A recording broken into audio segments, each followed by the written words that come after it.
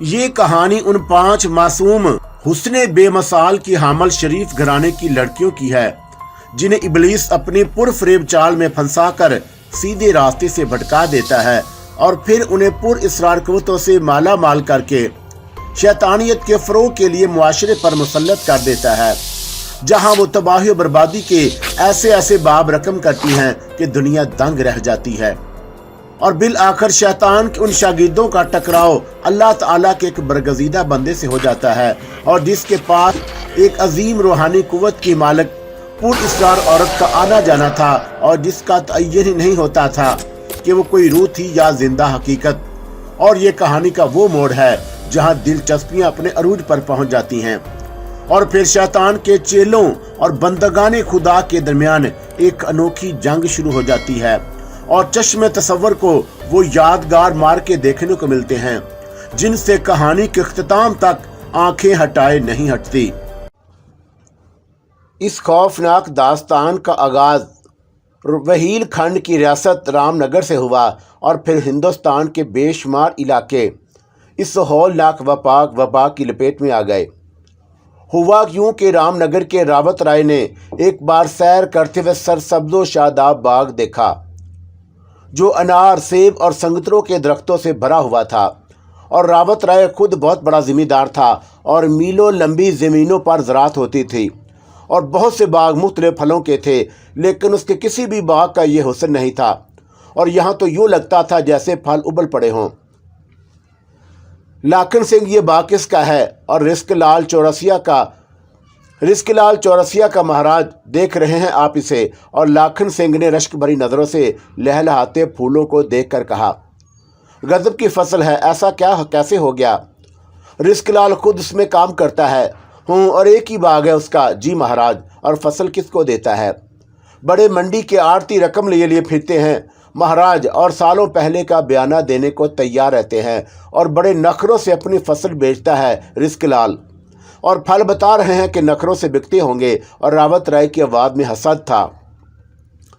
जो आड़ती फसल खरीद लेता है माला माल हो जाता है। और महाराज क्योंकि फिर ये फल रियासतों और जागीरों में जाते हैं और सोने के भाव बिकते हैं।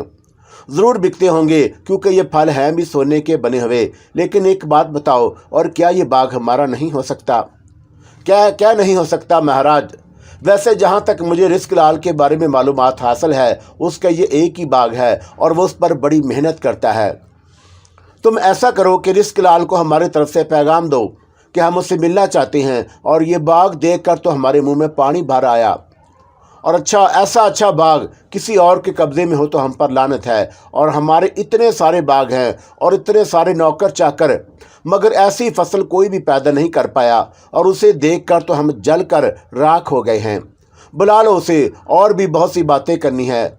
और नाम भी नहीं सुना हमने तो कभी उसका। और इत्तेफाक की बात है कि उस तरफ आए भी नहीं। ये आए होंगे तो बगैर नज़र डाले ही गुजर गए होंगे। चलो खैर, हर काम समय पर ही होता है और रिस्क लाल बेचारे को उस मेहनत से निजात दिलाओ। जी महाराज। और रिस्क लाल बेचारा शरीफ आदमी था और वक़्त का मारा हुआ। वक़्त ने उसके कंधे झुका दिए थे और 5 बेटियों का बाप था।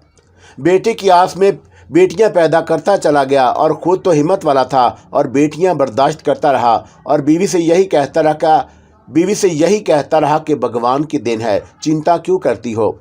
उसने बेटियां दी हैं तो उनकी तकदीर भी अच्छी ही बनाई होगी और बस मुझे ज़रा ज़्यादा मेहनत करनी होगी। और एक ही बाग छोड़ा है पिताजी ने, उसी में इन बच्चियों की तकदीर के दरख्त उगाऊंगा और तू देख लेना कि भगवान के इन सारी बच्चियों को आराम से रुखसत करूंगा। लेकिन उसकी बीवी उसकी आखिरी बेटी का सदमा बर्दाश्त नहीं कर सकी और रूपा, रागनी, राधा और उसके बाद रजनी, लेकिन रजनी के बाद रिस्क लाल की धर्म पत्नी इस संसार से सुधार गई और बेचारे रिस्क लाल के कांधों पर 5 बेटियों का बोझ छोड़ गई।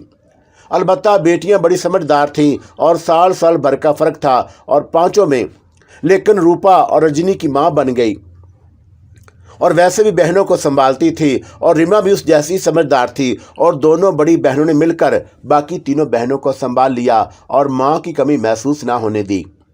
रिस्क लाल जो पहले बहुत ज़्यादा परेशान हो गया था और बेटियों की ये कारकर्दगी देखकर मुतमईन हो गया। उसने सोचा कि चलो भगवान ने माँ समान बहनें दे दी हैं और सिर्फ इसलिए वो अपना काम बखूबी सर अंजाम देता रहे। उसने अपने बुढ़ापे को भुला दिया और बीवी की जुदाई को भी भुला दिया, और बस ये बाग था और जिसका एक एक दरख्त उसने अपनी बेटियों के नाम कर दिया और उन्हीं के नाम से उन पर मेहनत किया करता। और हकीकत यह है कि दरख्तों ने भी जैसे रिस्क लाल से तावन का फैसला कर लिया था, उसकी बेटियों की तकदीर बनाने में उसका साथ देने लगे और चुनाचा मसाली फल उगाए और रिस्क लाल की बड़ी साख बन गई। और आड़ती पैसे लिए फिरते थे कि फसल बेच दो, लेकिन रिस्क लाल जानता था कि फसल तैयार होगी तो मुंह मांगे दाम मिलेंगे, और ऐसा हो भी रहा था। और बेटियों के जहेज के लिए उसने अच्छा खासा काम कर लिया और साधु बाग पर ही रहता था। रिस्क लाल सूरज छुपे बच्चियों के पास वापस आ जाता और उसके बाद कोशिश करते थे कि बाप बेटियां खुश रहें। रिस्क लाल इस कोशिश में कामयाब हो चुका था और जिंदगी का एक तवील वक्त उसने अपनी बेटियों के साथ गुजार लिया। और अब तो रजनी भी 17 साल की हो चुकी थी और बच्चियां सारी की सारी बड़ी हो गई थीं। एक से एक सुंदर सूरत की मालिक थीं, लेकिन रिस्क लाल ने अपने ऊपर बढ़ापा तारी नहीं होने दिया। और अब उसकी यही आरज़ू थी कि जल्दी जल्दी बच्चियों के रिश्ते आ जाएं और वो उनके हाथ पीले कर दे। उस शाम भी बाप और बेटियां बैठे हुए बातें कर रहे थे कि बाहर किसी के आने की खबर मिली। रिस्क लाल ने कहा कि देखो जरा कौन आया है, और ये कहकर वो बाहर दरवाजे पर आ गया। और दरवाजे पर लाखन सिंह दो आदमियों के साथ खड़ा था। और रिस्क लाल को ये बात मालूम थी कि लाखन सिंह बहुत बड़े जिम्मेदार रावत राय का मुलाजिम है। रावत राय तो खैर इतना बड़ा आदमी था कि रिस्क लाल जैसे लोग उसके चरणों की धूल भी नहीं थे, इसलिए वो बहुत कम लोगों को जानता, लेकिन उसे बहुत से लोग जानते थे। और लाखन को भी रिस्क लाल उसके मुंह चढ़े मुलाजिम की हैसियत से जानता था। और लाखन सिंह ने कहा, कैसे हो रिस्क लाल, तुमसे काम था। आइए महाराज, मैं आपको जानता हूँ, आप तो बड़े महाराज के साथी हैं और बड़ा नाम है हमारे बड़े महाराज का। और तुम्हारे मुंह से मोहब्बत भरे ये अल्फाज सुनकर बड़ी खुशी हुई रिस्क लाल। और इस वक्त तुम्हारे पास ज़्यादा वक्त नहीं ठहरूंगा और एक संदेशा भेजा है महाराज ने। हुक्म दीजिए महाराज। और रिस्क लाल हाथ जोड़कर बोला, कल दोपहर को सूरज ढलने से पहले तुम महाराज से उनकी हवेली पर मिल लो, तुमसे बड़ा ज़रूरी काम है। हम सर के बल आएंगे महाराज, टाइम बता दीजिए। 2 बजे आ जाना और बड़े महाराज तुम्हारा इंतज़ार करेंगे। हमारा प्रणाम कह दीजिएगा उन्हें और हम ठीक 2 बजे पहुंच जाएंगे। रिस्क लाल ने कहा और फिर बोला, महाराज हमारा मुंह तो नहीं है इतना बड़ा कि आपसे कोई बात कहें, पर आप आए हैं, मैं थोड़ा सा जल पानी। कोई बात नहीं रिस्क लाल, फिर आएंगे और तुम्हारी हमारी दोस्ती हो गई है और जल पानी तो चलता ही रहेगा। अच्छा अब चलते हैं। और ये कहकर लाखन सिंह वापसी के लिए मुड़ गया। रिस्क लाल उस वक्त तक खड़ा लाखन सिंह को देखता रहा जब तक वो निगाहों से उज्जल ना हो गया। उसने दरवाज़ा बंद किया और शाने हिलाकर बोला, पता नहीं राजा भोज को गंगू तेली से क्या काम पड़ गया। चलो ठीक है, और मिलने जुलने में क्या हर्ज है। महाराज ने बुलाया है तो हमारे काम है, हम जाएं। और यही बात उसने अपनी बेटियों को भी बताई कि कोई ऐसी बात नहीं है जो काबिल तवज्जो होती। चुनाचा दूसरी बातें होने लगीं। और फिर दूसरे दिन दोपहर को काम करते करते रिस्क लाल को ख्याल आया कि आज बड़े महाराज के पास जाना है, और बाग में मसरूफ़ था। साधु ने कहा कि साधु कल बड़े महाराज जानते हो उन्हें, सारे ही बड़े महाराज हैं। किसकी बात कर रहे हैं आप? रावत राय की। और जागीर वारदात राय को तो मैं जानता हूँ, उनका आदमी आया था मुझे बुलाने के लिए, मैं ज़रा वहाँ जा रहा हूँ। ठीक है महाराज, उधर ही वापस आएंगे। हाँ, और बहुत ज़्यादा देर कर देते हैं ये लोग, और ये तो बहुत बड़े लोग होते हैं ना। आता हूँ अभी थोड़ी देर में। और रिस्क लाल ने अपने आप को संवारा और उसके बाद चल पड़ा। थोड़ी देर के बाद वह हवेली के दरवाजे पर पहुँच गया।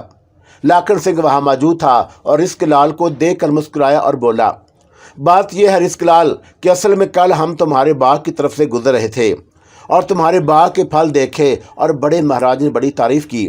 और कोई भी काम ऐसे नहीं हो जाता। तुम्हें 2 बजे मिला था और इस वक्त 2 बजे हैं, बजने में 30 सेकंड बाकी हैं, और इतना जिम्मेदार आदमी ही ऐसे फल उगा सकता है। और रिस्क लाल ने हाथ जोड़कर माथे से लगा दिए और उसके बाद वो रावत राय के सामने पहुंच गया। लाखन सिंह ने यहाँ भी रिस्क लाल के जिम्मेदार होने की बात की और रावत राय ने रिस्क लाल की तरफ देखते हुए कहा, बिल्कुल ठीक, और तुम जैसा आदमी ही इतना खूबसूरत बाग लगा सकता है। और लाखन सिंह ने बताया होगा कि कल जब हम तुम्हारे बाग की तरफ से गुजरे तो हमारी आंखें खुशी से फैल गईं।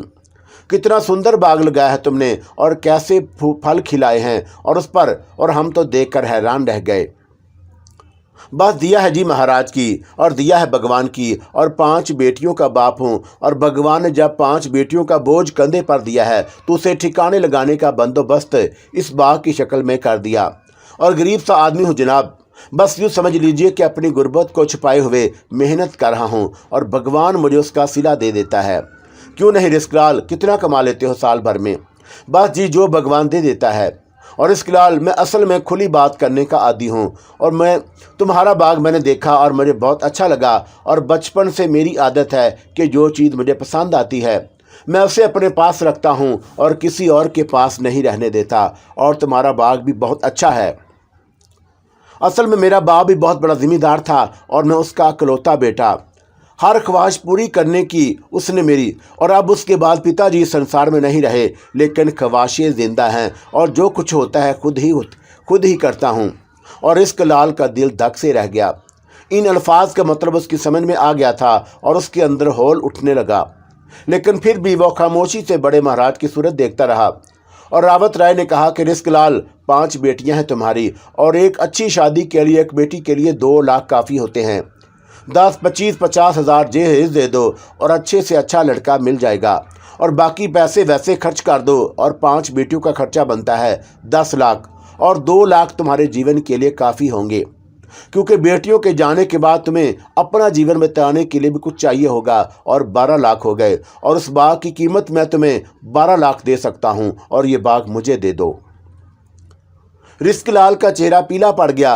अमन पसंद और शरीफ आदमी था और जानता था कि ऐसे मामलात में क्या होता है, लेकिन फिर भी अपना मान, अपना ज़मीर, अपना दिल, अपना वजूद बेचा तो नहीं जाता, और हाथ जोड़कर कहने लगा, महाराज, भगवान ने आपको बहुत से बाग बागीचे दिए हैं, और गरीब की तो यही पूंजी है। और जिस तरह आपके पिताजी आपके लिए सब कुछ छोड़ गए हैं, उसी तरह मेरे पिताजी भी ज़मीन का ये टुकड़ा मेरे हवाले कर गए हैं। और जब वो इस संसार से गए थे तो इस टुकड़े पर छोटे छोटे पौधे लगा गए, और भगवान की दया से आज ये पौधे इतने बड़े हो गए हैं, और मेरा और उनका एक रिश्ता कायम हो गया है। और समझ लीजिए कि वो मेरे माता पिता हैं और मैं उनका पिता हूँ। हम एक दूसरे से इतने वाकिफ़ हैं महाराज कि आप सोच भी नहीं सकते। मतलब क्या है तुम्हारा? और महाराज, माता पिता बेचे तो नहीं जाते, आप खुद समझदार हैं। बच्चों जैसी बातें कर रहे हो। लकड़ी और सब्ज पत्ते ना माता होते हैं और ना पिता, और बिला वजह उनसे बेतुके रिश्ते कायम कर लिए जाते हैं। अगर वो तुम्हारे माता पिता हो सकते हैं तो ज़रा मेरे बागों को देखो, और मेरे तो हज़ारों माता पिता हैं, मगर मैं इन फजूल बातों को नहीं मानता। 12 लाख रुपए मैंने तुम्हें पेशकश की है, और 3 लाख और बढ़ा दिए गए, चलो 15 लाख हो गए। अपने घर में आराम से रहो और बेटियों का ब्याह करो और बाकी जीवन सुकून से गुजारो। और वैसे भी अब तुम्हारी उम्र इतनी मेहनत करने की नहीं है। हाँ, मैं तुमसे ये ज़रूर कहूँगा कि अगर तुम अपनी मेहनत करना ही चाहते हो तो फिर ज़मीन के एक टुकड़े पर ही क्यों करते हो? मेरे बाग हैं और मुझे मशवरे दो और उसका मैं मुआवजा दूंगा। नहीं महाराज, हम ये सारी बातें नहीं कर सकते और ना ही अपना बाग आपको दे सकते हैं। और कोई बात करें, हम आपके दास हैं। मान लो मेरी बात रिस्कलाल, मान लो, और ये तुम्हारे हक में बेहतर होगा। बच्चियां भी आराम से ठिकाने लग जाएंगी, और ऐसा करूंगा, मैं खुद तुम्हारी बच्चियों के लिए रिश्ते तलाश करूंगा। महाराज, जो काम भगवान ने जिसके सुपुर्द किया है उसे ही करना चाहिए, हमें इजाज़त दीजिए। सुनो, बात सुनो। ऐसे नहीं रिस्कलाल, ऐसे नहीं, और तुम फिर सोच लो, गौर कर लो। 3 दिन देता हूं मैं तुम्हें, और 3 दिन के बाद मैं तुमसे बात करूंगा। ठीक है महाराज, जैसे आप चाहें, लेकिन 3 या 30 दिन के बाद भी मेरा जवाब यही रहेगा। और जय राम जी की। ये कहकर रिस्कलाल बगैर किसी इजाज़त के उठा और बाहर निकल आया। बहुत बुरी लगी थी उसे रावत राय की ये बात, और रावत राय ने उसे दोबारा आवाज़ नहीं दी, और लाखन सिंह के चेहरे पर गुस्से के आसार थे। उसने गुस्सीली नज़रों से उसे देखते हुए कहा, पकड़ लाऊं महाराज इसको? नहीं, किसी भी इंसान को आवाज़ से, उसके अंदाज से और उसकी तबीयत का पता लगाया जा सकता है। लाखन सिंह, अब क्या किया जाए? और तुम खुद देखो, इंसान बुरा नहीं होता, लोग उसे बुरा बना देते हैं। मैंने उसे सोचने का मौका दिया है और मुझे पता है कि वो नहीं सोचेगा, और सोचेगा तो यही सोचेगा कि मुझे इनकार कर दे। चुनाचा कोई ऐसी बात नहीं, उसके लिए दूसरा बंदोबस्त कर लेते हैं। जी महाराज, और लाखन सिंह ने जवाब दिया। रिस्कलाल बहुत परेशान था और ऊपर ने उससे कहा कि पिताजी महाराज, ज़रूर कोई ऐसी बात है जिसकी वजह से आप परेशान हैं। हम बच्चे नहीं हैं कि आप हमें बहला दें। बताइए क्या बात है। बस वो रावत राय का नाम सुना है तुमने? नहीं, कौन है वो?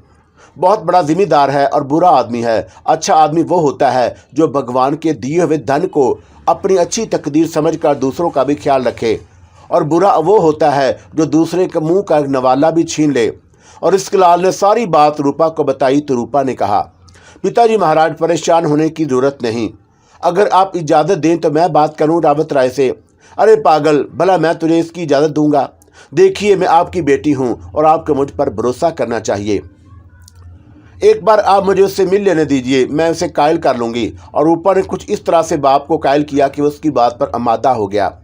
उसी रात सूरज छुपे रूपा रिस्कलाल के साथ रावत राय की हवेली पहुंच गई। और रावत राय को जब मालूम हुआ कि रिस्कलाल आया है तो उसने हैरत से लाखन को देखते हुए कहा, लाखन सिंह, ऐसे लगता है कि रिस्कलाल के घर में कोई समझदार हस्ती मौजूद है, और 3 दिन की बजाय अगर वो आज ही हमें जवाब देने आया है तो ये अच्छी बात है। बुलाओ, उसे बुलाओ। और फिर लाखन सिंह के साथ एक खूबसूरत नौजवान लड़की को देखकर रावत राय ने मोहब्बत भरे अंदाज में गर्दन हिलाई और फिर बोला, और रिस्कलाल, और ये शायद तुम्हारी बेटी मालूम होती है। जी महाराज, आप ही की बेटी है। हाँ हाँ, क्यों नहीं, और पिता समान है हम इसके। और कितनी बेटियां हैं तुम्हारी? 5 ना? जी महाराज। आओ बैठो। और रावत राय ने रूपा से कहा, और रूपा उसके पांव छूकर बैठ गई और फिर बोली, महाराज, मैं आपके पास एक काम से आई हूँ। हमने रिस्कलाल को समझाया था बेटा, हमने कहा था कि उससे तुम्हारी बेटियां हमारी बेटियां हैं और उनकी भविष्य की चिंता ना करो, और हम भी उनके लिए पिता समान है। और 15 लाख रुपए की पेशकश की थी हमने, और मामूली रकम नहीं होती बेटा। खैर छोड़, बात समझ में आ गई तुम्हारे पिताजी की? नहीं महाराज, हम अपना बाग नहीं बेचेंगे, और मैं आपसे सिर्फ ये कहने आई हूँ कि इंसान का धरती से बड़ा गहरा रिश्ता होता है। धरती माँ और उस पर उगे हुए दरख्त हमारे लिए बहन भाइयों की तरह हैं, और कोई अपना परिवार नहीं बेचता। आप हम पर कृपा करें कि ऐसा कोई ख्याल अगर मन में है तो दिल से निकाल दें। मेरे पिताजी लावारस और बेसहारा हैं, और इन्हें वहाँ रहने दें और इन दरख्तों की सेवा करने दें। हमारे बाग में जो लिखा है वो हमें मिल जाएगा, आप उन्हें किसी फिक्र में ना डालें। और आपने मेरे सर पर बेटी समझकर हाथ रखा है तो आपकी बेटी आपसे दिया की भीख मांगती है। अभी इनकार कर दे तो इस बात से कि आप हमारे बाग हमसे नहीं लेंगे। और रावत राय के अंदर का शैतान उभर कर सामने आ गया। उसके चेहरे पर मकारी फैल गई और उसने कहा, वाह रिस्कलाल वाह, और बच्ची को क्यों ले आए? हमने तो तुम्हें 3 दिन तक सोचने का मौका दिया था। भाई तुम्हारी मर्जी है, और हम तो रकम देकर चीज़ खरीद रहे थे, क्या फ़ायदा। चलो बेटा ठीक है, अगर तुम नहीं चाहती तो ना सही, अब कोई इतनी बड़ी बात नहीं है, क्या समझी। जे हो रावत राय महाराज की। मैंने कहा ना था पिताजी के जिन लोगों के मान बड़े होते हैं उनका मन भी बड़ा होता है, और आपने मेरी बात मान ली, मैं आपका शुक्रिया अदा करती हूँ। बिल्कुल ठीक है बेटा, बिल्कुल ठीक, और कोई बात नहीं। और ऐसा करो रिस्कलाल के कल शाम को भोजन तुम हमारे साथ ही करो, क्या समझे। महाराज आप ही का दिया खाते हैं। अरे नहीं नहीं, बेकार बातें मत किया करो। अब बिटिया को लाए हो और इस वक्त तो ठीक है, और खातर मदारत भी नहीं कर सकते। और हम तेरी, और कल शाम को तुम अपनी 5 बेटियों के साथ हमारे यहाँ आ जाना, हम तुम्हारा इंतज़ार करेंगे। जी महाराज, जो आ गया, रिस्कलाल ने कहा, और फिर खुशी खुशी अपनी बेटी के साथ रवाना हो गया। और रूपा ने मुस्कुराते हुए कहा, पिताजी आप तो हमें बिल्कुल ही बेकार समझते हैं, असल में बात करने का भी एक फ़न होता है। मान गया ना रावत राय? हाँ, भगवान उसका भला करे। और रिस्कलाल ने कहा। लेकिन जब वो चला आया तो लाखन सिंह ने हैरानकुन लहजे में कहा, ये क्या हो गया महाराज को? आप तो पानी की तरह पिघल गए उस लड़की को देखकर। नहीं, ऐसी वैसी कोई बात मत कहना, वो लड़की ज़ात है, और क्या समझे, किसी को बुरी निगाह से नहीं देखते, और बेटी किसी की भी हो। हमने ये महसूस कर लिया, और पहले भी महसूस कर लिया था कि रिस्कलाल हमारी बात नहीं मानेगा। मजबूरी है, बिल्कुल मजबूरी, क्या समझे। जी महाराज, लेकिन बस कल आ रहे हैं वो सोच समझ कर काम करना होता है, और पहला ही बार ऐसा करो जो भरपूर हो, ताकि बाद में किसी तरह की मुश्किल पेश न आए। अब ये मजबूरी थी कि जो हमने उसके साथ किया, और ठीक है, अब जो होगा देखा जाएगा। मगर महाराज कल आप क्या करेंगे? जो करूँगा बता दूंगा, कोई ऐसी बात नहीं। बहरहाल दूसरे दिन जब रिस्कलाल एक मुअज़्ज़ज़ मेहमान की हैसियत से अपनी बेटियों के साथ हवेली में दाखिल हुआ तो खुद उसे बहुत अजीब लगा, और उसने कभी सोचा भी नहीं था कि रावत राय का इतना अच्छा आदमी है। और रूपा की बात को भी वो मानता था। और बड़े मन के लोग होते हैं, और रावत राय ने रूपा को अपनी बेटी की तरह समझकर उसकी बात मान ली थी। और हवेली में भी उसने उन लोगों का बड़ा अच्छा स्वागत किया और उन्हें लेकर एक बड़े कमरे में पहुंच गया। उसने उन लोगों के लिए बेहतरीन खाने का इंतजाम करवाया और खुद भी उनके साथ खाने में शरीक रहा। अलबत्ता उसने उन्हें अपने अहले खानदान से नहीं मिलाया था, बल्कि हवेली के उस गोशे में उन लोगों की दावत का इंतजाम किया गया जहां मेहमान खाना था और जहां आम तौर से रावत राय की महफिलें जमा करती और मेहमान आते और वहीं पर उनकी खातर मदारत भी होती थी। नाच गाने, रंगो शबाब कबाब और सब कुछ वहीं होता था और बहुत खूबसूरत जगह थी। इस बात को रिस्क लाल ने भी खास तौर पर महसूस किया कि उसकी अपनी तो 5 बेटियां रावत राय के घर आ गई थीं, लेकिन रावत राय के घर की एक भी औरत वहां शरीक नहीं थी और बहरहाल ये बात कहने की नहीं थी। खाने वगैरह से फरागत हुई तो रावत राय ने कहा, हाँ भाई, बहुत मेहरबानी है तुम्हारी कि तुम यहाँ आए। आओ मैं तुम्हें अपनी हवेली का ये हिस्सा अच्छी तरह दिखाऊं। आओ बेटियों, तुम भी उठो। और रावत राय ने कहा और सब हंसी खुशी एक जगह से उठकर खड़े हुए। रावत राय उन्हें मेहमान खाने के मुख्तलिफ गोशे दिखाता रहा और लड़कियां और रिस्क लाल उससे बहुत मुतासर हुए। फिर रावत राय ने उन्हें एक तय खाना में ले गया और हवेली का ये हिस्सा बिल्कुल अलग थलग था और आम लोगों को इसके बारे में कुछ भी नहीं मालूम था। बस रावत राय के अपने काम धंधे थे और उस तय खाने में क्या होता था ये कोई भी नहीं जानता था। लेकिन यहाँ आने के बाद रिस्क लाल को ना जाने क्यों घबराहट महसूस हुई और बड़े वसीउ अरीज जगह थी, लेकिन हर तरफ से बंद। सिर्फ यही एक रास्ता था जो नीचे को आता और वैसे भी सारे का सारा तय खाना खाली था और फर्नीचर नाम की कोई चीज़ वहाँ मौजूद नहीं थी। एक अजीब सा माहौल था वहाँ का और रिस्क लाल बिल्कुल नहीं समझ सका कि इस तय खाने को दिखाना क्या मायने रखता है। जैसे ही वो उस हालनुमा जगह के बीचों बीच पहुंचे और तय खाने का दरवाज़ा बंद हो गया, उसकी अच्छी खासी आवाज़ सुनाई दी और तय खाने में मध्यम सी रोशनी फैली हुई दिखाई दे रही थी। और रिस्क लाल कहने लगा, ये तो बड़ी अजीब जगह है महाराज, यहाँ क्या होता है? असल में रिस्क लाल, ये वो जगह है जहाँ हम अपने ख़ास दोस्तों को लाते हैं और उन दोस्तों को जो शराफत से हमारी बात नहीं मानते। हमने तुमसे कहा था ना रिस्क लाल कि बाग हमें दे दो और 15 लाख रुपए ले लो, और तुम्हारी बेटियों का मुस्तकबिल भी दे रहे थे, पर तुम नहीं माने। बताओ क्या करते, तुम्हें यहाँ ना लाते तो? मैं समझा नहीं महाराज। समझाते हैं हम तुम्हें। देखो ये कागज़ है और उसके तहत तुम 15 लाख रुपए में हमें ये बाग बेच रहे हो और सारे काम तैयार हो गए हैं। बस तुम्हारे दस्तखत और अंगूठे की ज़रूरत है और ये काम तुम कर दो और कोई मुश्किल काम नहीं है, आसानी से हो जाएगा।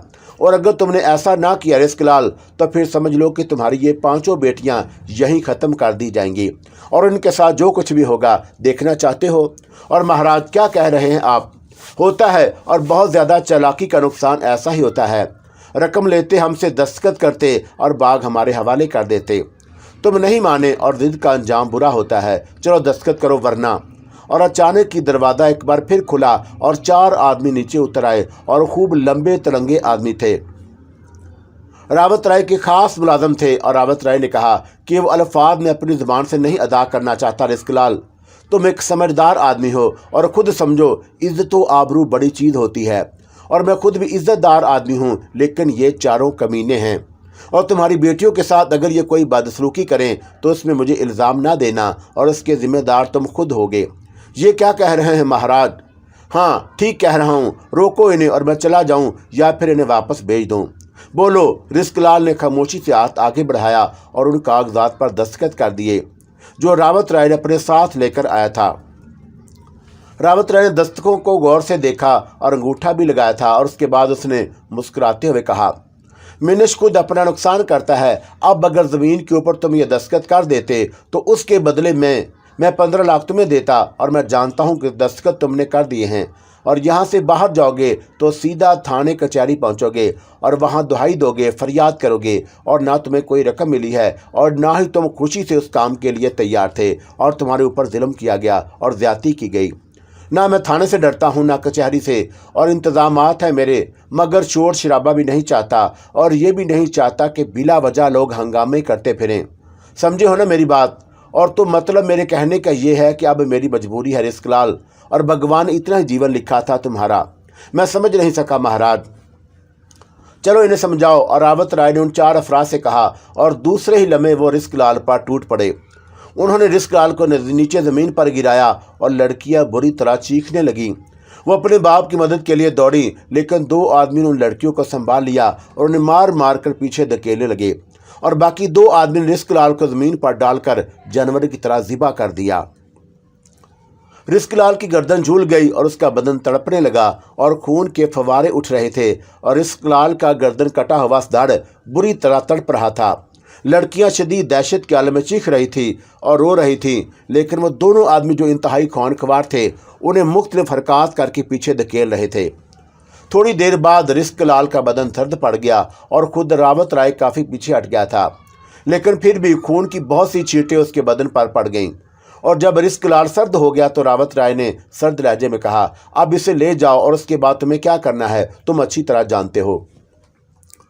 2 आदमी जो रिस्क लाल को पकड़े हुए थे गर्दन झूल कर सीधे हो गए और फिर उन दोनों ने रिस्क लाल की एक टांग पकड़ी और उसे घसीटते हुए सीढ़ियों की जानब ले गए। लड़कियां बुरी तरह रो रही थीं, हाय राम, हाय मेरे पिताजी, हाय मेरे पिताजी, और तुम्हें इस तरह मरना था। अरे ऐसा ना करो पापियों, और भगवान तुम्हारा नाश करे, और भगवान तुम्हें तबाह बर्बाद कर दे, भगवान तुम्हें फना कर दे। अरे अरे ऐसा ना करो। लेकिन वो लोग उन लड़कियों की दुहाई और फरियाद सुनने की बजाय रिस्क लाल को खींचते हुए सीढ़ियों पर से ले गए। और फिर थोड़ी देर बाद रावत राय ने कहा, बुराई का अंजाम बुरा ही होता है और तुम्हारा पिता जिद्दी था और खिला पिलाकर मारा है मैंने उसे, और तुम बाप के जिद का अंजाम भुगतो। और ये कहकर रावत राय ने उन दोनों आदमियों को इशारा किया और खुद आगे और पीछे अपने दोनों गुलामों को लेकर आखिरकार तहखाने से बाहर निकल आया और दरवाज़ा बंद हो गया। लड़कियां अब भी बुरी तरह रो रही थीं और फिर वह अपनी जगह से उठीं और वहां आ बैठीं जहां उनका बाप पड़ा हुआ था और उस खून को देखती रहीं। और थोड़ी देर के बाद तीसरे नंबर की लड़की रागिनी भी बेहोश हो गई और बाकी तीनों का भी बुरा हाल था। और ऊपर ने अपनी आंखें खोलने के बाद उन सब की खिदमत की थी और वह अब सब उनको संभालने लगी और उस बात से बेनियाज होकर कि आगे क्या होगा। उधर रावत राय ने बाहर आने के बाद अपना लिबास तब्दील किया और लाखन सिंह को अपने पास बुलाया। लाखन सिंह, ये खून आलूद कपड़े हैं, इन्हें कहीं सुनसान जगह पर ले जाकर जला दो और खबरदार इनकी राख तक किसी को नहीं मिलनी चाहिए। जी महाराज, और मैंने तुमसे कहा था ना कि मेरे सामने जिद करने का नतीजा अच्छा नहीं निकलता, क्या समझे? मगर महाराज, क्या हुआ रिस्क लाल का? तुम्हें ख़त्म हो गया ससुरा और अपनी जिद में अपनी बेटियों को भी ले डूबा। वो भी मारी गई? हाँ, वो भी मारी गई। अब तक नहीं मरी तो मर जाएंगी भूख प्यास से, और मैंने उन्हें तारीख घर में पहुंचा दिया है और बस समझ लो कि वही उनका आत्म संस्कार होगा, क्या समझे?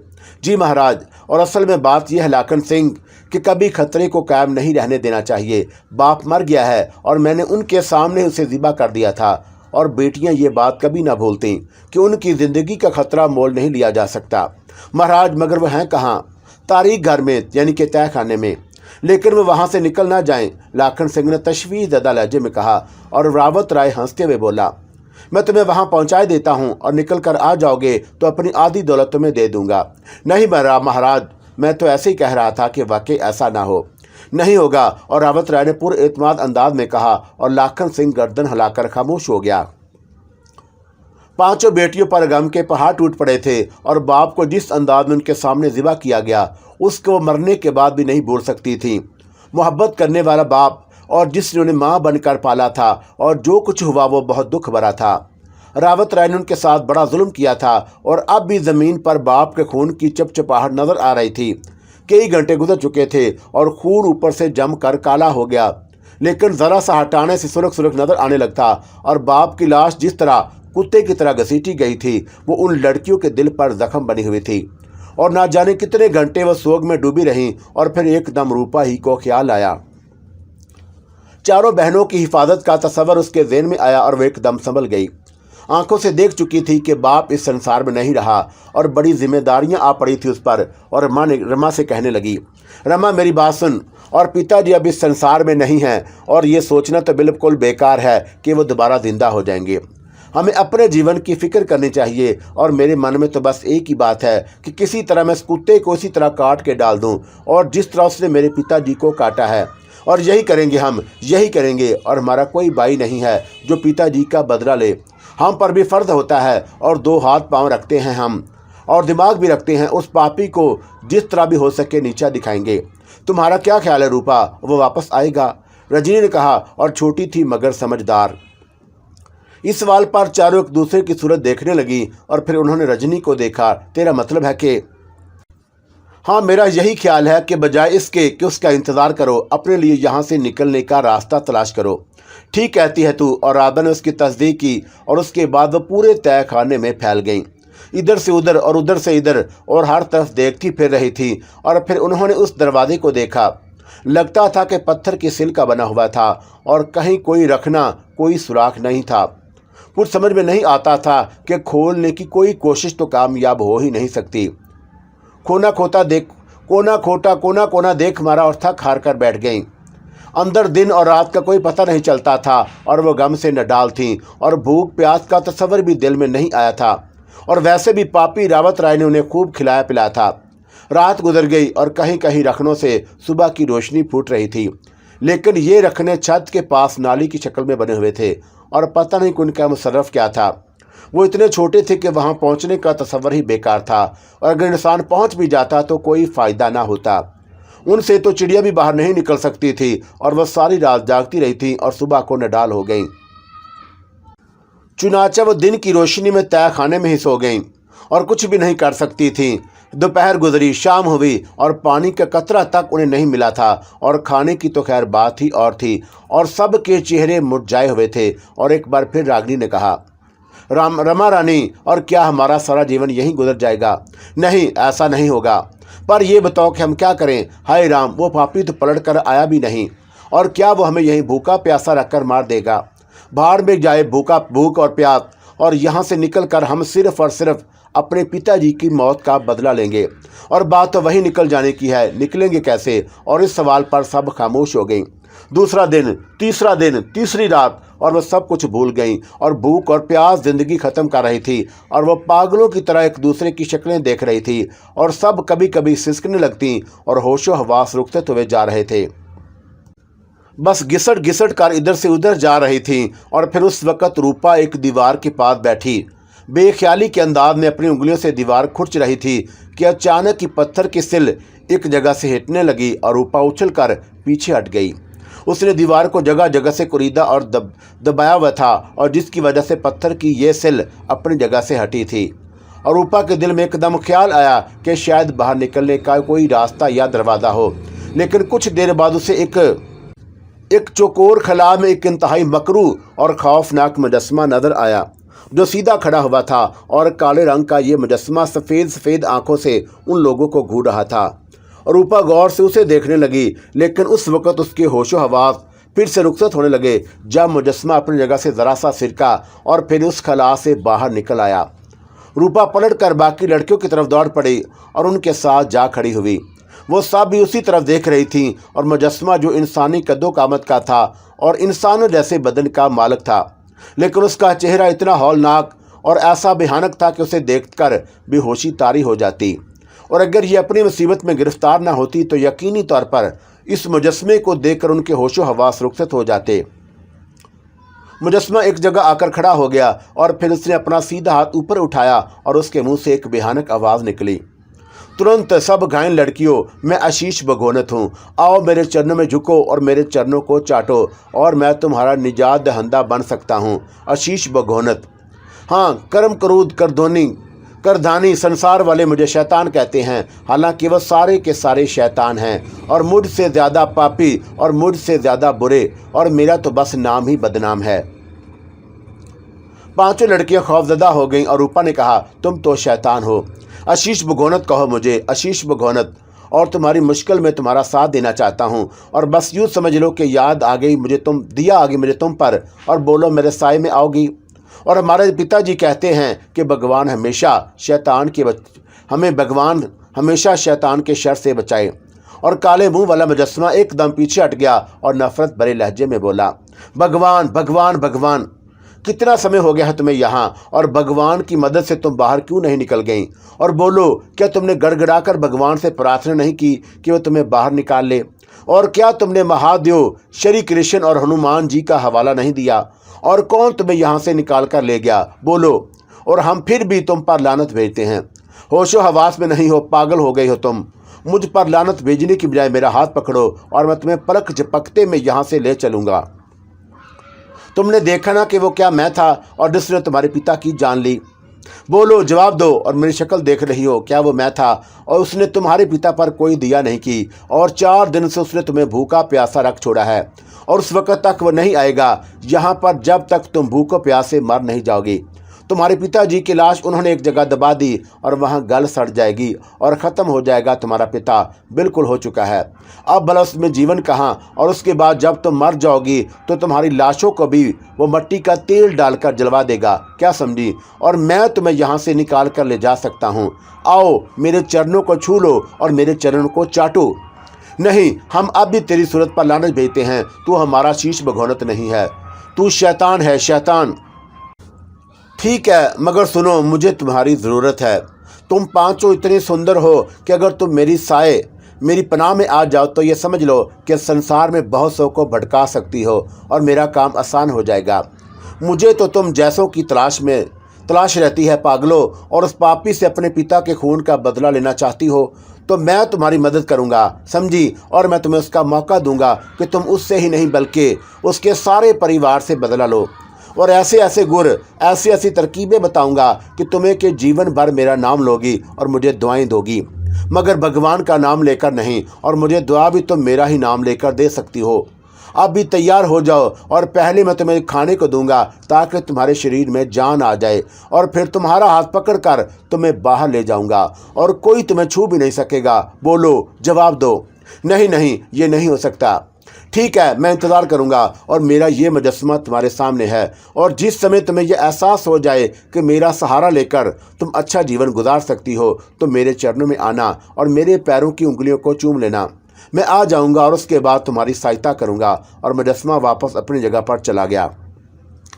वहां जाकर वो पत्थर का हो गया, लेकिन अब वो दरवाज़ा वो खिला बंद नहीं हुआ था और मुजस्समा हर लम्हे उनके सामने था और जैसे अपनी खौफनाक आंखों से उनकी निगरानी कर रहा था। रूपा और उसकी चारों बहनें उस मुजस्समे को देखती रहीं और उनका दिल खौफ से लर्ज रहा था।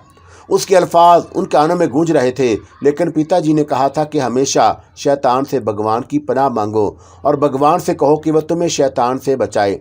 हे भगवान, हमें इस झूठे भगवान से बचा और शीश भगवान से हमें बचा। और भगवान, तेरी बड़ी मेहरबानी हो गई। रात गुजर गई, दूसरा दिन आया और प्यास से उनकी बुरी हालत हो गई। उस वक़्त सबसे ज़्यादा हालत रजनी की खराब थी और वो राधा ज़मीन पर पड़ी हुई थी और ऊपर ही उन्हें एक सुराख नज़र आया जिससे न जाने कैसी रोशनी चल रही थी। और फिर उसके बाद अचानक उस सुराख से पानी की एक धार नीचे बहने लगी और वह दोनों एकदम उठ गईं। इस कदर प्यास की शिद्दत थी कि वह जल्दी से हाथों में पानी लेकर उसे पीने लगी और पानी का मज़ा बड़ा अजीब और बड़ा ख़राब सा था। लेकिन पांचों बहनों को बुरी तरह प्यास लग रही थी और बदबूदार और सड़े हुए पानी को पीकर वो अपने आप को पुरसकून महसूस कर रही थीं। और थोड़ी देर के बाद पानी की धार बंद हो गई और जब उनकी प्यास बुझ गई तो राधा ने अग्नि से पूछा, ये पानी कहाँ से आया? बदबूदार और सड़ा हुआ था। दफतन उन्हें मुजस्समे के मुंह से कहका निकलता हुआ सुनाई दिया और वह चौंक कर उधर मतवज्जा हो गई। मुजस्समे की आवाज़ उभरी, ये पानी नहीं पागलो, ये एक ऐसी चीज़ थी जिसके बारे में तुम्हें बताया तो तुम उल्टियाँ करने लगोगी। पानी नहीं था ये, लेकिन ये तुम्हारे शरीर में पहुंच चुका है और आहिस्ता आहिस्ता ये तुम्हारे खून में दौड़ने लगेगा और फिर तुम्हें मेरी कदर मालूम होगी। मैं आशीष भगोनत हूँ, आशीष भगोनत। क्या कह रहा है ये पापी? इसे पापी मत कहो और अपने आप को महसूस करो। इस समय हमारे जीवन में नया जीवन दौड़ रहा है और घुट घुट कर मर जाने से तो अच्छा है कि हम इसकी मदद कबूल कर लें। और ये अल्फाज रीमा के थे और रूपा उसे देखने लगी और फिर उसने आहिस्ता से कहा, हाँ वाकई, और यहाँ तो कोई भी नहीं आ रहा, तो फिर आओ इसी की मदद कबूल कर लें और उसकी बात मान कर जीवन तो मिलेगा हमें। और ये यहाँ कौन बचाने वाला है? क्या कहती हो तुम लोग? हम तैयार हैं। और वह आहिस्ता आहिस्ता आगे बढ़ी और थोड़ी देर के बाद वह शैतान के मुजस्समों की उंगलियों को चूम रही थीं। और फिर इस काम से फारग होकर वह पीछे हट गईं और उन्होंने देखा कि मुजस्समे के अंदर एक बार फिर जिंदगी दौड़ गई और वह खला से बाहर निकल आया। अब वो गोश्त पोश्त का बना हुआ मालूम हो रहा था और उसका चेहरा इतना ही खौफनाक था। उसके होंठों पर एक भयानक मुस्कुराहट फैली हुई थी और फिर उसने मुस्कुराते हुए कहा, मैं 5 लड़कियों को अपनी तहवील में कबूल करता हूँ और जिस तरह मैं कह रहा हूँ उसी तरह करो। आ जाओ मेरे साथ, आ जाओ, उसने कहा और तय खाने के वसी और ईद हाल में चलता हुआ एक गोशी में पहुँच गया। फिर उसने अपने दोनों हाथ फैलाए और दूसरे ही लम्हे ज़मीन पर जो कुछ उन्हें नजर आया उसे देखकर उनकी आंखें खुशी से फैल गईं। ये खाने पीने की चीज़ें थी, लजीज चीज़ें और तरह तरह के खाने, और इस वक्त इस संसार में उनके लिए हर से उससे बड़ी चीज़ और कोई नहीं थी, और वह खानों पर टूट पड़ी। उन्होंने ये लजीज खाने अपने हलक में उतारने शुरू कर दिए और उनकी लज्जत बेपनाह थी, और वह ये भी नहीं देख रही थी कि वह है क्या, बस खा रही थी। और कुछ देर बाद वह शिकम शेर हो गई। अब उनसे नहीं खाया जा रहा था। उन्होंने खाने से फरागत हासिल करने के बाद बचे हुए खाने को देखा और पता नहीं क्या भाजी तरकारी थी, लेकिन थोड़ी ही देर बाद वह भाजी तरकारी उछलकर प्लेटों से बाहर निकल गई। मेंढकों की तरह उछली हुई इधर से उधर बिखर गई और रजनी की हलक से चीख निकल गई। राधा, रागिनी, रीमा और रूपा एकदम पीछे हट गईं और तमाम डिशों से ऐसा ही हो रहा था। और जो कुछ उन्होंने खाया था वो जिंदा था, और ये जिंदा चीज़ें ही वो खा गई थीं। मेंढक, छिपकलियाँ, काकरोच और यही तमाम चीज़ें थीं जिन्हें उन्होंने खाया था। और रजनी तो अपना सीना पीटने लगी, लेकिन रूपा और रीमा हंस रही थीं। और फिर उन्होंने कहा, पगलियों, ये बताओ कि जो कुछ हमने खाया था उसने हमें कोई नुकसान पहुंचाया? हाय राम, ये तो छिपकलियां थी, मेंढक थे और चूहे थे। राम का नाम मत लो, राम से अब हमारा कोई वास्ता नहीं रहा, और आशीष भगोनत कहो, आशीष भगोनत। और रूपा ने रजनी को डांटा, और रजनी को एकदम ऐसे महसूस हुआ जैसे रूपा सब कुछ सच कह रही हो, और दफतन ही उन्होंने अपने पीछे कदमों की आवाज़ें सुनी। वो आशीष भगोनत को भूल गई थी, और पलट कर देखा तो शैतान उनके सामने खड़ा हुआ था। इस संसार में जो कुछ भी है उसका एक मुसर्रफ है, और तुम्हें ये सारी बातें भुलाना होंगी। तुम अब तक नेकियां करती रही हो ना, और तुमने अपने बाग में बड़े बड़े फूल खिलाए हैं। तुम क्या जानो कि भूख प्यास क्या चीज़ होती है। और मैं तुम्हें एक बात बताऊं, संसार में नेकियों का दौर ख़त्म हो गया है और लोग सारा इल्ज़ाम मुझे देते हैं। मैं कहता हूं कि बाहर के संसार में निकल कर देखो। अगर संसार में होने वाली सारी बुराइयों में मेरा हाथ है तो मेरी गर्दन काट दो। बस नाम नहीं लेते हैं वो लोग मेरा, और करते वो खुद ही हैं। और जो कुछ भी तुम खुद अपनी आंखों से देखोगी, क्या बुरा है और क्या अच्छा है, ये भूल जाओ और तुम्हारा पेट कैसे भरता है। बस इसे याद रखो कि जो कुछ तुमने खाया है वो मेरा प्रसाद है, समझी, और मेरा दिया हुआ मान है। तुम देखो कि क्या से क्या बन सकती हो। और अभी तो मैं तुम्हें बहुत कुछ दूंगा। और उस तय खाने में लाकर उस बेवकूफ़ जिम्मेदार ने यह सोचा था कि सिर्फ तुम्हें मौत दे सकता है, और वह बहुत कुछ भूल गया था। मैं हर जगह आ जा सकता हूँ, और मुझे अपने चाहने वालों की हर जगह ज़रूरत होती है। और अब मैं यहाँ से 5 ऐसी लड़कियाँ लेकर जाऊँगा जो इस संसार में खौफनाक तरीन लड़कियाँ होंगी। हाँ, और इस संसार को 5 खौफनाक लड़कियाँ मिलेंगी जो संसार के बासियों के बड़े काम आएंगी। और फिर शैतान हंसने लगा, और उसके साथ ही रूपा भी हंसी। अब तो हम तुम्हारी दासी बन चुके हैं, आशीष भगोनत, हमें यहाँ से निकालो। अरे मैं क्या निकालूंगा, अपनी शक्ति को तुम नहीं जानती कि कितनी बड़ी शक्ति तुम्हें हासिल हो गई है। लेकिन अभी यहीं से गुजरती रहो, और थोड़े समय यहाँ बिताना होगा, और देखती तो जाओ कि तमाशा क्या होता है। अच्छा, मैं चलता हूँ, और यहाँ आराम से रुको, और समय तुम्हारी सहायता करेगा। और वह वापस मुड़ा और उसी खिलाफ में गायब हो गया, और अब वहाँ मुजस्मा मौजूद नहीं था। रूपा, रीमा, रागिनी, राधा और रजनी सब अपने गिर्द गिर्द अपने गुरुदेव महाराज को देखती रहीं, और वह निगाहों से उज्जल हो गया। तो राधा ने कहा, रूपा, जो कुछ हम पर बीत रही है वो सच्चाई है, और हम वाकई आशीष भगोनत के दास बन गए हैं। और कहीं ये सिर्फ एक सपना तो नहीं, हकीकतों को हकीकत की निगाह से देखना चाहिए। आशीष भगोनत सच ही तो कहते हैं कि सारी बुराइयां उनके नाम से मंसूब करने वाले खुद कितने बुरे हैं। और अब तो खुलकर बात सामने आ गई है। इस समय में हमें जो कुछ देखने का मौका मिला है, और वो ये है कि इस पापी रावत राय ने मेरे पिताजी को इसलिए हलाक कर दिया कि वो उनकी ज़मीन हड़प करना चाहता था और उनका बाग छीनना चाहता था। अगर वो आशीष भगोनत का पैरोकार होता और उनके कहने पर सब कुछ करता, तो भला आशीष भगोनत हमारी मदद क्यों करते? बोलो, जवाब दो, और हमारी सहायता क्यों करते? इसका मतलब है कि उन्होंने उसके खिलाफ हमारी सहायता की, और वो पापी जिसने इतना बड़ा जुर्म किया और उनका साथी नहीं था, वो तो खुद शैतान था। अब ऐसी सूरत में जब आशीष भगोनत हमारी पीठ पर हाथ रखे हैं, तो हमें ये हाथ हटाना तो नहीं चाहिए, और हम बिल्कुल बेसहारा रह गए हैं। अगर हम किसी तरह यहाँ से निकल भी जाएं तो तुम्हारा क्या ख्याल है कि रावत राय हमें जीता छोड़ देगा? उसके पास बेपनाह ताकत है, तलाश करेगा हमें और मार देगा। अपने पिताजी के कातिल से हम कभी बदला नहीं ले सकेंगे, लेकिन अगर आशीष भगोनत हमारी पीठ पर हाथ रख देगा तो फिर ये समझ लो कि बड़ी बात है। हाँ, ये तुम ठीक कहती हो। तो फिर नारा लगाओ, जय भगोनत। उन चारों ने ऐसा ही किया था और अभी नारे की आवाज़ ख़त्म भी ना हुई थी कि वह पुरअसरार वजूद उनके सामने आ गया। वो उनके अकब से नमूदार हुआ था और पीछे से उसकी आवाज़ सुनाई दी, लो ये सब कुछ तुम्हारे लिए है। और उन्होंने पलट कर पीछे देखा तो 5 औरतें हाथों में थाल लिए खड़ी थीं और उनके आगे आशीष भगोनत मौजूद था और उसमें तुम्हारे लिए कपड़े हैं और अपने ये गंदे लिबास उतार दो और जो नेक और हलाल कमाई के हैं इन्हें उतार कर फेंक दो, इनसे बदबू आ रही है और मैं नेकियों की कोई चीज़ बर्दाश्त ही नहीं कर सकता। और ये मेरे लाए हुए लिबास पहन लो और ये समझ लो कि संसार की बड़ी शक्ति तुम्हारे पास आ गई है और अपने अपने कपड़े उतार दो। गुरु महाराज का हुक्म था, भला वह कैसे रुकती। और कुछ लम्हों बाद उसके जिस्म बेलिबास हो गए और आने वाली औरतों ने अपने अपने थाल उनके सामने कर दिए। उनमें जगमगाते हुए हसीन लिबास थे जो उन 5 के लिए थे और उन्होंने बड़े इत्मीनान से वो लिबास पहन लिए। आशीष भगोनत मुस्कुराती निगाहों से उन्हें देख रहा था और फिर उसने कहा, अब तुम जो कुछ बन गई हो सोच भी नहीं सकती और अपने मन में कोई भी नाम हो, मन में जो कुछ भी चाहो मेरी ताकतों से कुव्वत बख्शेंगी और वही हो जाएगा जो तुमने चाहा। क्या समझी? और पहले वो कुछ नहीं समझी थी, लेकिन फिर रफ्ता रफ्ता आशीष भगोनत के अल्फाज उनकी समझ में आने लगे और रागिनी ने खुश होकर कहा, इसका मतलब है भगोनता कि हम जो कुछ चाहेंगे बन सकते हैं। हाँ, और मैं अपनी दासियों को ऐसी कुव्वत दे देता हूँ।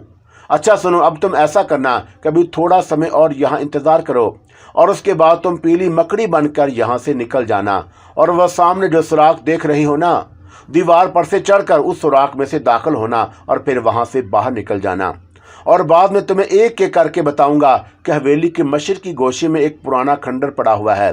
तुम 5 उस पुराने खंडर में आ जाना और अपना असल रूप इख्तियार कर लेना। बस समझ लो कि वहाँ से तुम्हारे काम का आगाज़ होगा। जी महाराज। और फिर अचानक की शैतान ने अपना हाथ उठाया और उसके बाद ना तो उन 5 औरतों का वजूद रहा जो उसके लिए लिबास लेकर आई थीं और ना शैतान का। अलबत्ता वो सब एक दूसरे को देख सकती थीं और रागिनी ने कहा, हाय रूपा दीदी, कितनी सुंदर लग रही हो तुम इन कपड़ों में, और अगर तुम अपने आप को दर्पण में देखो तो हैरान रह जाओगी। क्यों, हम भी तो अच्छे लग रहे हैं, देखो एक दूसरे को और बताओ। और इसमें कोई शक नहीं कि वे इस वक्त शहजादियाँ लग रही थीं। रूपा ने हंसकर कहा, और देखना समय ने हमें कितना बड़ा इनाम दिया है, और असल बात यह है कि इंसान जो कुछ सोचता है और होता कुछ और है। चलो ठीक है, समय की ये दिन हमें कबूल है। और अब देखो आशीष भगोनत हमारे लिए क्या जिम्मेदारियां सौंपते हैं। मगर क्या मैं पीली मकड़ी बन सकती हूँ? राधा ने सवाल किया। कोशिश करके देखो, बस कहो कि भगोनता मुझे मकड़ी बना दे। रूपा ने कहा और उसी वक्त अचानक ही उसके पाँव टेढ़े होने लगे और फिर वह ज़मीन पर बैठती चली गई। उसके हाथ पाँव टेढ़े होते चले गए और सर इधर से उधर घूम रहा था और फिर उसके बदन में और पाँव निकलना शुरू हो गए। बगलों से, कमर से, पिछले 2 पैरों के आसपास से बेशुमार टांगें रूपा के बदन में नमूदार हुईं और उसका भयानक चेहरा भयानक तर होता जा रहा था और देखते ही देखते काफ़ी बड़ी पीली मकड़ी बन गई और बाकी बहनें खौफजदा होकर पीछे हट गईं। ये क्या हुआ? और अचानक की रजनी के मुंह से निकला, मैं जानती हूँ क्या हुआ। रीमा ने कहा, और उसने तुम्हें कुछ बताने के लिए अपने मुंह से कहा था और उसे आशीष भगोनत मुझे मकड़ी बना दे। और दफतन रीमा खामोश हो गई और उसे महसूस हुआ कि उसके बदन में कुछ कुलबुलाहटें हो रही हैं और ऐसे लग रहा था जैसे कंधों के पास से कोई चीज़ रेंग रही हो। उसने बौखलाकर अपने कंधे को देखा और वहाँ से 2 पाँव निकल रहे थे और फिर बगल के पास से 2 पाँव निकले और उसके बाद कमरे में अब बाकी 3 लड़कियाँ उसे खौफजदा निगाहों से देख रही थीं। और रागिनी ने जल्दी से कहा, अपने मुंह से कुछ ना कहना, और जैसे ही तुम आशीष भगोनत का नाम लेकर कहोगी वो हो जाएगा, वो हो जाएगा। और देखो वो दोनों मकड़ियाँ बन गई हैं। हाय, अब क्या होगा पता नहीं, और इसके कुछ नहीं कहा जा सकता कि हम भी मकड़ियाँ बन जाएं। और आशीष भगोनत ने यही कहा था। हाँ ठीक है, जो अंजाम होना है सबका साथ ही होगा। और तीनों ने वही अल्फाज दोहराए और देखते ही देखते 5 जहरीली मकड़ियाँ वजूद में आ गईं। उन्हें याद था कि शैतान ने उनसे क्या कहा था, चुनाचा वो आहिस्ता आहिस्ता दीवार पर रेंगने लगीं और एक तार से दीवार पर चढ़ती हुई दुस्तुराख के पास पहुंच गईं, जहां से उन्हें बाहर निकलना था। काफ़ी दिन के बाद उन्होंने खुली हवा देखी और तय खाने में उन पर जो दिन गुजरे थे वो बड़े कठिन थे, लेकिन अब आशीष भगोंता की मेहरबानी से खुली फिजा में आ गई थीं और अपनी इस आज़ादी से बहुत खुश थीं। लेकिन उनके अंदर बेपनाह चालाकी भी पैदा हो गई थी और वह जानती थी कि 5 पीली मकड़ियों को एक साथ इस तरह चलता देखकर लोग हैरान हो सकते हैं और नुकसान भी पहुंच सकता है। हालांकि वे इस कदर जहरीली थी कि अगर किसी इंसानी जिस्म पर से गुजर जाएं तो वह गलना शुरू हो जाए और वहां से पैदा होने वाले जख्म कभी भर ना सकें। लेकिन यह बात की बात थी और पहले उन्हें अपने बचाव का इंतज़ाम करना था। चुनाचे वह छुपती छिपाती हवेली के एक ऐसे गोशे से बाहर निकल गईं जो वीरान और सुनसान था और किसी को नहीं पता चला कि क्या हो गया है। और बाहर आने के बाद वो एक दरख्त की जड़ में जमा हो गईं और रूपा ने कहा, मेरी प्यारी बहनों, अब हम बिल्कुल बदल गए हैं और हमें एक ऐसी शक्ति हासिल हो गई है जो मौजूदा शक्ल में हमारे सामने मौजूद है। अपनी मर्जी से हमने कैसी जून बदली है और सवाल ये पैदा होता है कि हमें करना क्या चाहिए। दीदी, पहले हमें अपने पिता की लाश की तलाश करनी चाहिए और उन पापियों ने उनका अंतिम संस्कार भी ना किया होगा और हमें उनका अंतिम संस्कार करना चाहिए। ये हमारा फ़र्ज है। और अभी राधा के मुंह से ये अल्फाज निकले थे कि एक तरफ से आशीष भगोनत नमूदार हो गया और सब उसे देखकर सीधी हो गई। बेवकूफ़ लड़कियों, इस संसार की बात कर रही हो और ये सारे संसार की बेवकूफ़ियाँ हैं। जब शरीर से आत्मा निकल जाती है तो शरीर मिट्टी का ढेर हो जाता है और मिट्टी के ढेर को मिट्टी में मिला दिया या राख बनाकर हवा में उड़ा दिया या अपने मनमानी के लिए, अपनी तसल्ली के लिए हांडी में भरकर गंगा में बहा दिया, कुछ नहीं होता। और ये सब तुम्हारे मन का खेल है। आत्मा शरीर से निकली तो सब कुछ उड़ फंछू और किस चक्कर में पड़ी हो। और जो कभी तुम्हारा पिता था वो कुछ नहीं है, मिट्टी का ढेर है, मिट्टी में सड़ रहा है। और जीने की बात करो और जीवन की कहानी अलग चीज़ है। जब तक तुम्हारे शरीर में आत्मा मौजूद है सब कुछ तुम्हारा है और सब कुछ को तुम जिस तरह चाहो इस्तेमाल करो और चाहे उसे रोते पीटते बताओ और आग में जलकर राख हो जाओ या मिट्टी में दबकर फना हो जाओ। और अगर चाहो तो उसे अपने सब के लिए कुछ बना लो और हुक्मरानी करो इस संसार पर। आप ठीक कहते हैं भगोंता, बिल्कुल ठीक। पर आप ये बताइए कि अब हमें आगे क्या करना है। तुमने देख लिया कि तुम्हारे अंदर जो शक्ति पैदा हो गई है, अब तुम सिर्फ लड़कियां नहीं बल्कि खौफनाक लड़कियां हो। और ऐसी खौफनाक लड़कियां जिनका वजूद इस संसार के लिए बहुत कुछ हो जाएगा और तुम में से हर एक संसार पर हुक्मरानी करेगी। सबको अलग अलग होना पड़ेगा और हर एक को अपने अपने काम उनके सुपुर्द किए जाएंगे। क्या समझी? चुनाचा अब जो तुम्हें करना है वो ये है कि इस संसार में बहुत से ऐसे पागल बिखरे पड़े हैं जो संसार की भलाई में लगे हुए हैं, जिन्होंने नेकोकारों का रूप धार कर बिला वजह नेकियां शुरू कर दी हैं और जो उनकी नेकियों का शिकार हो जाते हैं वे बेचारे संसार में अधूरे ही रह जाते हैं। संसार से नेकियों को मिटाओ और आशीष भगोनत की भगोनती संसार में फैलाओ और वह सब कुछ करो जो इंसान को नेकियों के जाल से निकाल दे। यही तुम्हारा काम है और यही मेरा काम। और बहुत से शागिर्द हैं मेरे और बहुत से चेले हैं और वह सब यही काम करते हैं। और मैंने एक नई खेप तुम 5 लड़कियों की तैयार की है। तुम्हें जगह जगह बिखर जाना है और बहुत सी जगहों पर जाकर तुमको अपना काम सर अंजाम देना है। तुम सब की ड्यूटियाँ लगेंगी और तुम्हारे लिए मैं मंगल का दिन मुकर्रर करता हूँ और हर डूबते चांद की आखिरी रात जब चंद्रमा डूब जाता है तुम्हें एक जगह इकट्ठा होना होगा और वहाँ पर मैं तुमसे मुलाकात करूँगा। और ये काम महीने में एक बार होगा या साल में एक बार, इसके बारे में तुम्हें बता दूंगा और तुम सबको अलग अलग रहकर काम करना होगा। बोलो तैयार हो? पर महाराज, क्या ये नहीं हो सकता कि हम सब मिलकर काम करें? नहीं, काम बहुत है और मेरे चेले कम। लेकिन मैं तुमसे कह चुका हूँ कि महीने में एक बार तुम्हें एक मखसूस जगह पर मुलाकात करनी है और सारी रात और सारा दिन वहाँ रह सकती हो। क्या समझी? ठीक है, जो हुक्म महाराज, हमें एतराज़ नहीं। पर आप ये बताइए कि अब हमें क्या करना है। हाँ रागिनी, और मैंने तुम्हें इस काम के लिए मुकर्रर किया है कि तुम रावत राय को उसके किए की सज़ा दोगी। और रूपा, क्या तुम्हारे मन में ये बात नहीं है कि तुम अपने पिता का इंतकाम लो? क्यों नहीं आशीष भगोनत, मैं रावत राय के पूरे परिवार को नष्ट कर देना चाहती हूँ और मेरी आरज़ू है कि मैं उसके सारे खानदान को ख़त्म कर दूँ। और ये जिम्मेदारी मैंने रागिनी के साथ डाल दी और ये काम रागिनी करेगी। क्यों रागिनी, तुम करोगी ना ये काम? हाय, मेरा तो मन चाहता है कि नागन बनकर रावत राय को डस लूं। सिर्फ रावत राय को नहीं, और मैं तुम्हें पहला खेल बताऊंगा। लड़कियों, आओ मैं तुम्हें आशीष भवन दिखा दूं, और जहां तुम्हें हर महीने डूबते चांद की रात को मिलना है, और वही जगह तुम्हारे लिए मुनासिब होगी, और मैं वहीं तुम्हें नए काम बता दिया करूंगा। और सुनो, संसार का हर ऐशो आराम तुम्हारे लिए है। तुम जो चाहोगी तुम्हें हासिल हो जाएगा। और मेरा हाथ पकड़ा है तुमने, और ये दौर मेरा है, और पूजा पाठ मेरा है, और पूजा पाठ और ज्ञान ध्यान करने वाले सब के सब ज्ञान ध्यान करते करते थक गए हैं, और अब ये संसार मेरा है। आशीष भगवंत इन पांचों को लेकर जिस जगह पहुंचा वो अजीम शान खंडरात थे। हद नज़र वीरान खंडरात, और हर तरफ धुआं उगलती हुई दलदलें, और उनके दरमियान एक छोटा सा पतला रास्ता था जिसे आम आदमी गुजरने का तसव्वुर भी ना कर सके। और वो लोग भी जहाँ वहाँ पहुँचे तो खौफ से उनके दिल की धड़कनें तेज़ होने लगीं। उन रास्तों पर एक ज़रा सी लग़ज़श हो जाए तो दोनों तरफ गहरी दलदल में इंसान के जिस्म का पता भी न चल सके। लेकिन आशीष भगवंत उनके साथ था, और शायद उनकी अज़म का इम्तहान भी लेना चाहता था। और उस पतली सी पट्टी पर कदम रखते हुए उसने कहा कि मुझ पर एतमाद करती हो तो मेरे पीछे पीछे चली आओ, और यही तुम्हारे असल होने की निशानी है। और वह सब आशीष भगवंत के पीछे चल पड़ी। और फिर जब आशीष भवन पहुंची तो उनकी सांसों में सांस आई, और खंडरात का यह अजीम शान सिलसिला नाकाबिल यकीन हद तक फैला हुआ था। और न जाने ये कौन सी जगह थी, और कुछ समझ में नहीं आ रहा था। लेकिन हर तरह के शैतानी अमल के लिए उससे बेहतर जगह और कोई नहीं हो सकती थी। यहाँ पहुंचकर आशीष भगवंत ने कहा, और देख ली तुमने ये जगह, और यही मिलना है तुम्हें। और जब तुम मेरा नाम लेकर सफ़र करोगी, हर तरह का खौफ तुम्हारे दिल से निकल जाएगा।